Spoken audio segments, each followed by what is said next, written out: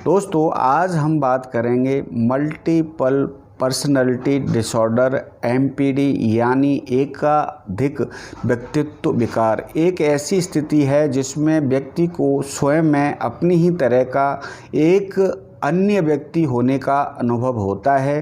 कई बार मामलों में वास्तविक व्यक्ति को अपने दूसरे और काल्पनिक रूप के बारे में जानकारी होती है, जबकि कई मामलों में वास्तविक व्यक्ति उससे अनजान रह सकता है। यह डिसोसिएटिव डिसऑर्डर नाम स्थितियों के एक समूह का एक विकार माना जाता है। डिसोसिएटिव डिसऑर्डर मानसिक स्वास्थ्य से जुड़ी बीमारियां हैं, जिसमें व्यक्ति के चेतन, जागरूकता और पहचान संबंधी समस्याएं हो सकती हैं। दोस्तों, जब इनमें एक से या अधिक समस्याएं किसी व्यक्ति को एक साथ हो जाती हैं तो उसके परिणाम स्वरूप उसे मल्टीपल पर्सनैलिटी डिसऑर्डर की समस्या हो सकती है। मल्टीपल पर्सनैलिटी डिसऑर्डर को डिसोसिएटिव आइडेंटिटी डिसऑर्डर के नाम से भी जाना जाता है। इसके लक्षण हल्के और गंभीर दोनों हो सकते हैं। यदि इस विकार का असर व्यक्ति के निजी जीवन और कामकाज पर पड़ने लगे तो यह कई अन्य प्रकार की समस्याओं को जन्म दे सकता है। इस विकार का मुख्य कारण बचपन में गंभीर चोट, शारीरिक या यौन शोषण अथवा कई अन्य भावनात्मक समस्याएं हो सकती हैं। तो दोस्तों, आज के वीडियो में हम मल्टीपल पर्सनैलिटी डिसऑर्डर के लक्षण, कारण और उसके इलाज के बारे में जानेंगे। तो दोस्तों, वीडियो शुरू करने से पहले मेरे चैनल पर आप नए हैं, मेरा वीडियो पहली बार देख रहे हैं तो प्लीज़ मेरे चैनल को सब्सक्राइब कर लें, बेल आइकन को ज़रूर दबा दें, जिससे आगे कोई टॉपिक डालूं तो वो आप तक पहुंच सके। तो दोस्तों, शुरू करते हैं। मल्टीपल पर्सनैलिटी डिसऑर्डर के लक्षण क्या होते हैं? Multiple personality disorder symptoms. Multiple personality disorder का सबसे सामान्य लक्षण किसी व्यक्ति की पहचान दो अलग अलग व्यक्तियों के बीच अनजाने में विभाजित होना, यानी कि इस विकार से ग्रसित व्यक्ति का पर्सनैलिटी स्प्लिट हुआ करता है।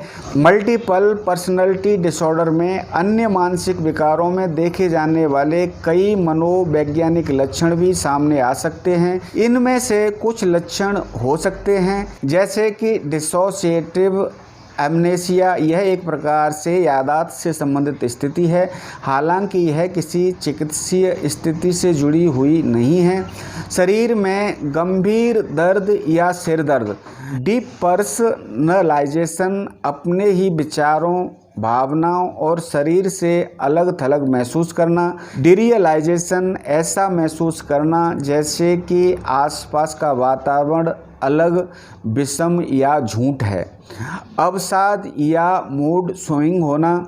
चिंता, खाने या नींद लेने में दिक्कत महसूस होना। सामान्य रूप से संभोग के कार्य में दिक्कत महसूस होना। स्वयं के नुकसान पहुंचाने जैसे ख्याल आना। आत्महत्या का विचार। इस विकार में 70% लोगों को आत्महत्या के विचार आते हैं। दोस्तों, अब हम जानेंगे मल्टीपल पर्सनैलिटी डिसऑर्डर के कारण क्या होते हैं। मल्टीपल पर्सनैलिटी डिसऑर्डर कॉज क्या होते हैं? बचपन में किसी प्रकार की गंभीर चोट या उत्पीड़न को मल्टीपल पर्सनैलिटी डिसऑर्डर का प्रमुख कारण माना जाता है। दोस्तों, MPD के लगभग 90% मामले उत्पीड़न से संबंधित होते हैं। यह उत्पीड़न यौन, शारीरिक या मानसिक किसी भी प्रकार का हो सकता है। इसके अलावा गंभीर दुर्घटनाओं में, प्राकृतिक आपदाओं और युद्ध जैसी स्थितियों के कारण व्यक्ति को हुई मानसिक क्षति भी इसका विकार का रूप ले सकती है। मल्टीपल पर्सनैलिटी डिसऑर्डर का निदान। मल्टीपल पर्सनैलिटी डिसऑर्डर डायग्नोसिस कैसे किया जाता है? दोस्तों, यदि किसी व्यक्ति में ये लक्षण पाए जाते हैं तो डॉक्टर उसकी मेडिकल हिस्ट्री जानने के अलावा कुछ शारीरिक परीक्षण कर सकते हैं। वैसे तो अब तक इस विकार का सटीक रूप से पता लगाने के लिए कोई भी प्रयोगशाला परीक्षण उपलब्ध नहीं है। हालांकि कई प्रकार के imaging test, x-ray, CT scan, MRI और आवश्यकता अनुसार ब्लड टेस्ट के माध्यम से इसका निदान किया जाता है। इसके माध्यम से यह पता चल जाता है कि व्यक्ति को अन्य कोई विकार, शारीरिक बीमारी या फिर किसी प्रकार की दवाओं का साइड इफेक्ट तो नहीं है। इन परीक्षणों के आधार पर यदि व्यक्ति में किसी बीमारी और अन्य कारणों का पता नहीं चलता है तो उसे किसी मानसिक स्वास्थ्य विशेषज्ञ के पास भेज दिया जाता है। मानसिक स्वास्थ्य विशेषज्ञ इस प्रकार की बीमारियों के निदान और उपचार के लिए विशेष रूप से प्रशिक्षित होते हैं। ये व्यक्ति से बातचीत करके उसको पुराने अनुभवों और वर्तमान कार्य प्रणाली के बारे में जानने में बताए गए परीक्षणों और बातचीत के माध्यम से मनोरोग विशेषज्ञ को बीमारी के बारे में समझने में आसानी होती है। इसी के आधार पर इलाज की प्रक्रिया शुरू की जाती है। मल्टीपल पर्सनैलिटी डिसऑर्डर ट्रीटमेंट क्या होता है? मनोचिकित्सक यानी साइकोथेरेपी को मल्टीपल पर्सनैलिटी डिसऑर्डर का प्राथमिक उपचार माना जाता है। इस चिकित्सा पद्धति के माध्यम से विकार के कारणों को समझते हुए उसी के आधार पर उपचार किया जाता है। साइकोथेरेपी के अलावा हिप्नोसिस जैसी इलाज की पद्धति भी कुछ लोगों में फ़ायदेमंद हो सकती है। इसके अलावा विकास के लक्षणों को नियंत्रित करने के लिए डॉक्टर कुछ दवाएं भी दे सकते हैं।